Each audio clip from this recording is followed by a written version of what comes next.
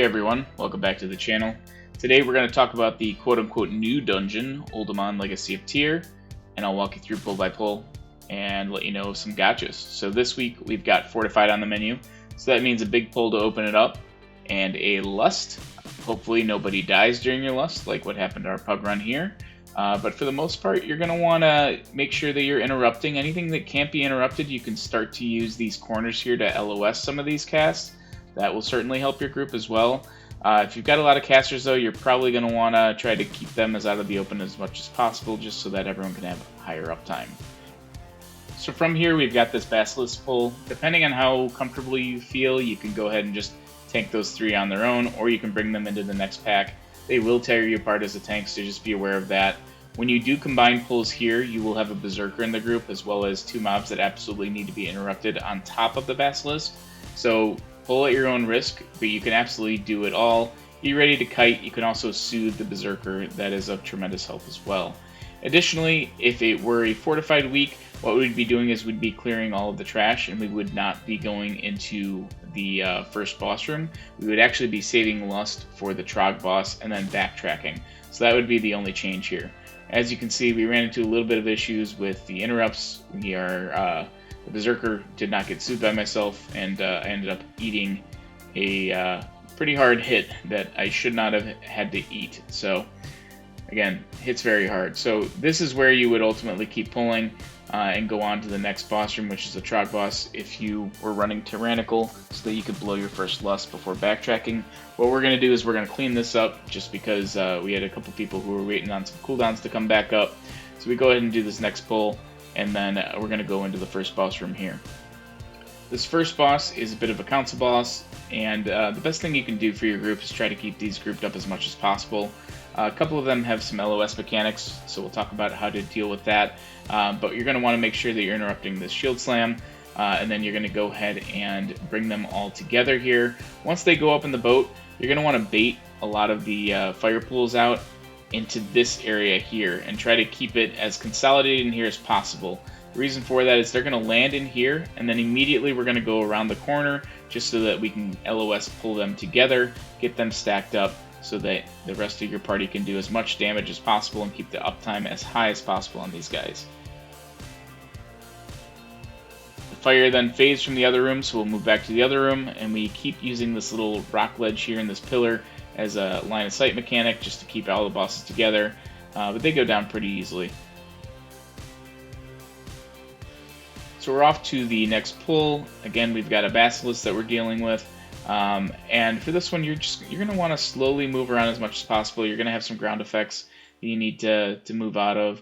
You're going to want to make sure that you consistently have defensives up for this. Any kind of damage mitigation that you can call for would be big as long as that Basilisk is up. These rock throwers will also throw rocks, and on fortified weeks at 20 and above, if they go off at the same time and they hit the same member of the party, that person will die. So it only takes 2 rock throws. That's what we had happen here. So you're going to want to make sure you're stunning and disorienting as much as possible. So this last pull is just as a Geomancer that needs to be interrupted, and then we've got 2 Berserkers that can be soothed. Overall, a pretty easy pull. If you're feeling very confident, you can pull these guys into the previous pull as well.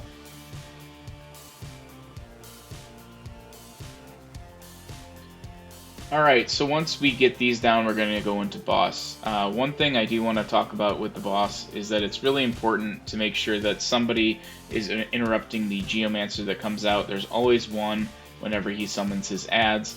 Get that interrupted, bring in the adds, and stack them on top of boss as much as possible. It's hard enough as a tank to try to group these up yourself, so any kind of coordination that you can do to maybe assign a kick to a range to make sure that Geomancer's interrupted and comes in makes it easy. Once he puts his totem out, you're going to want to stack him on top of it so that you can cleave off of the totem and onto boss. Make sure that you keep as much uptime as possible, and then from there you just do the same phase over and over again.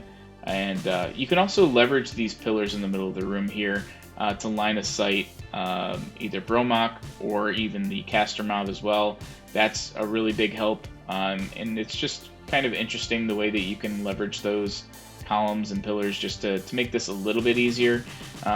Positioning is really key here. You don't always know which side of the room the Geomancer is going to come out on, so just keep an eye on where that thing is.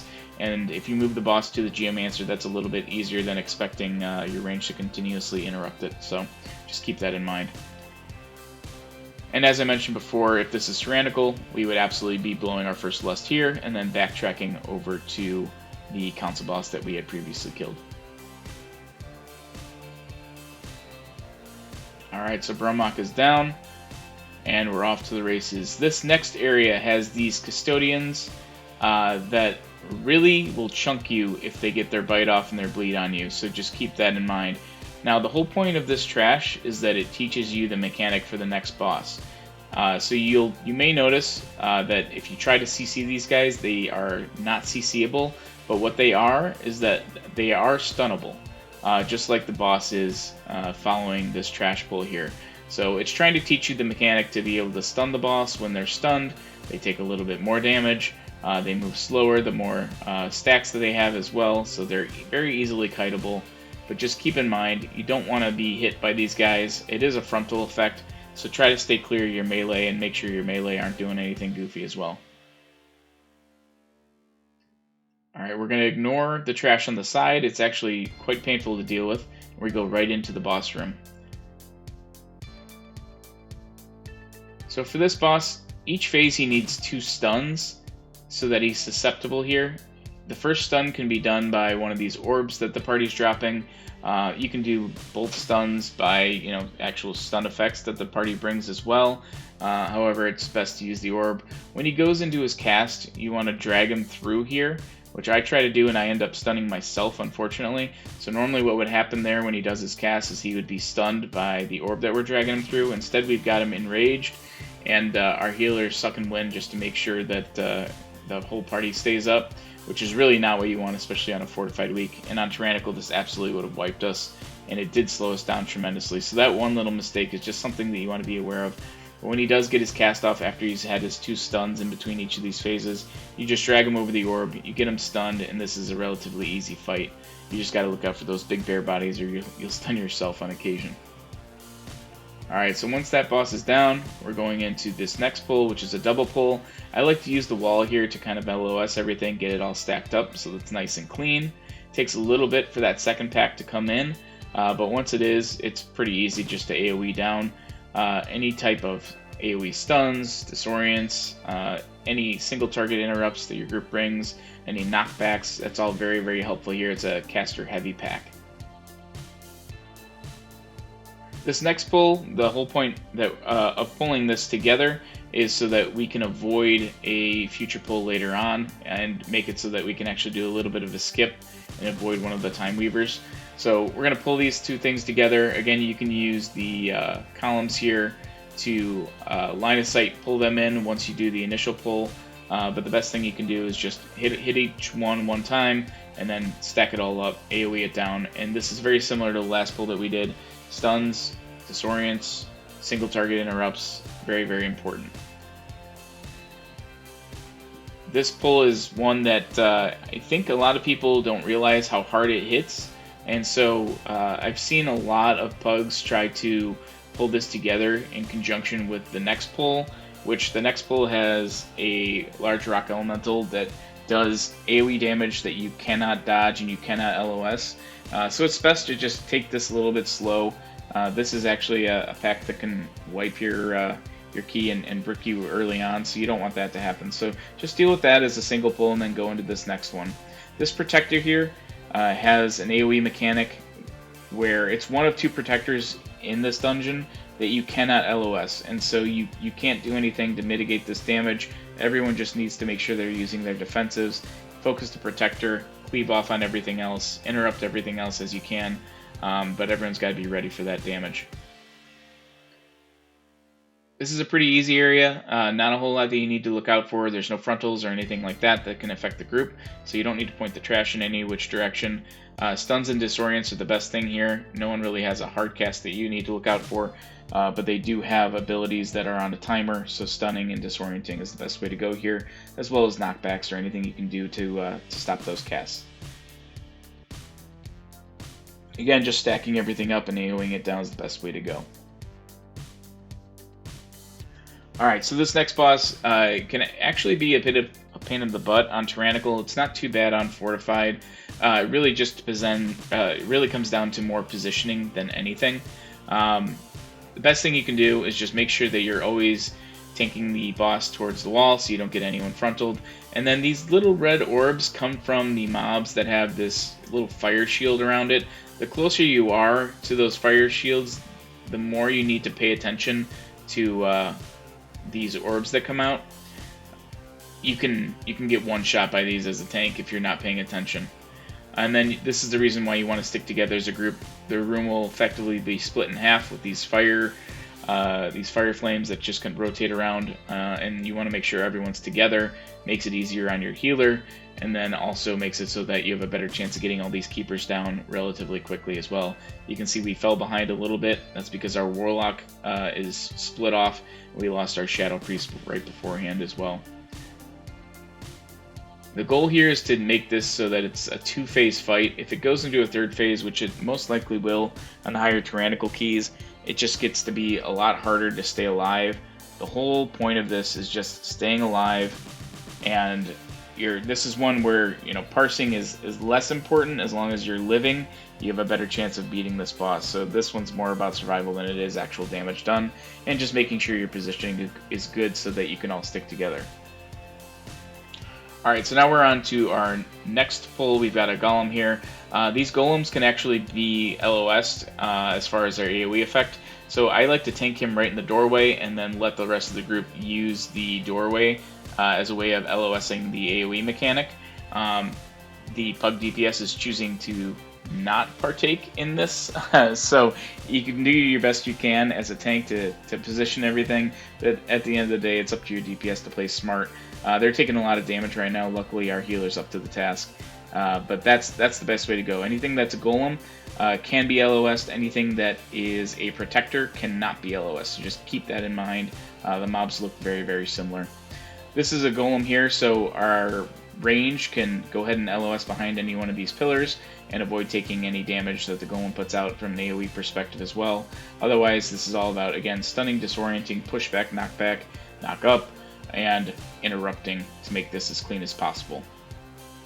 Then we're going to go ahead here into a double pull, get these together, and stack them up. And then the Guardian's going to go ahead and put out a shield. You just want to make sure you get everything out.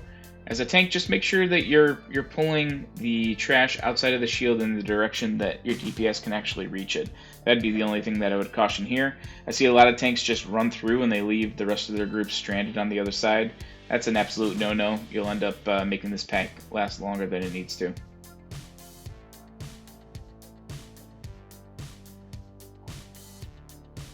Alright, for this one, very easy pull, and we're playing this a little too cautious right now. What I generally like to do is to take these three into the next two, which is a pack of 2 golems here.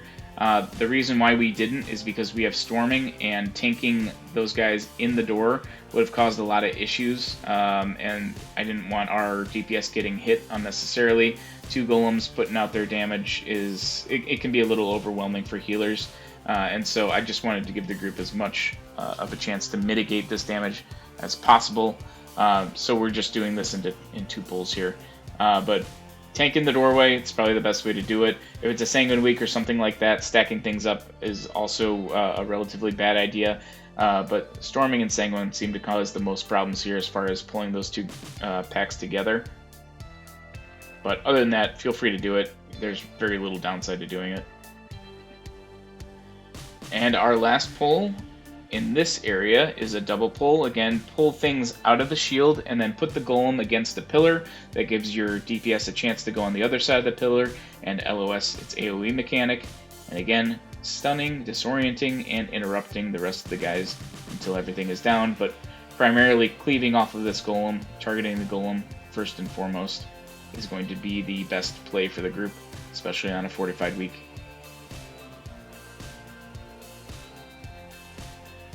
Alright, so now we are getting into the infinite part of the dungeon. So we've got these 2 agents, and these Time Reavers are really the thing that you need to be looking out for. So you're going to prio damage on the Time Reaver. We're going to make sure that we are doing everything that we can to dispel the magic ability, which slows down the haste and causes tremendous sticking damage.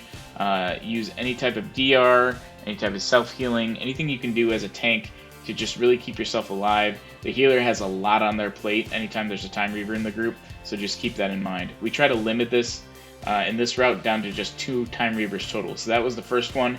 We grabbed these whelps, we grabbed this Time Reaver, and then we're going to be done with trash after this pull. So the best thing that you can do as a tank is make it so that you do not have to pull these last 2 Time Reavers in here, and that you're only limiting it to 2 Time Reavers total in a pug group. That's the best way to go. There's a way to skip this entirely. You don't need a rogue, you don't need anything here. You can just jump on that bench, jump on the ledge, and then get through. I'm a druid, so I'm just going to stealth through, and the rest of the group went ahead and dropped a warlock gate and took that up as well. So there's many different ways to skip those last 2 Time Reavers so that you can go ahead and get into this final boss. So for this boss, a couple things to just be aware of. The main thing is the wing buffet, so that it's less of a nuisance for you and that you don't put yourself in a bad position for the rest of the squad. You're going to want to make sure you position your back against a wall anytime it goes out, or in a way that will not drastically affect the way your group is facing or where they would like to be positioning-wise. The other thing is the frontal breath. That will absolutely truck on tyrannical weeks. You're going to want to make sure that you're always using something so that that doesn't chunk you. You can see it does a good amount of damage even on fortified as well. And then from there, it's just keeping in the idea of where the pools are going out, making sure that when he is in his phase where you can stand in the pools, you're doing so, you're getting that haste buff. And I like to stack the boss around as many pools as possible and then drag him through to kind of clean up the area. That's key, especially on those longer tyrannical fights. Otherwise, you're going to run out of room relatively quickly. But the thing I like to do is start towards the back of the room, work towards the front of the room, and then just kind of tank him along the edge of the room in like a U shape until he's down. Given this is fortified, that's much less of an issue. We're going to go ahead and get him down here pretty easily. But that's this dungeon. Hopefully this helps you guys out.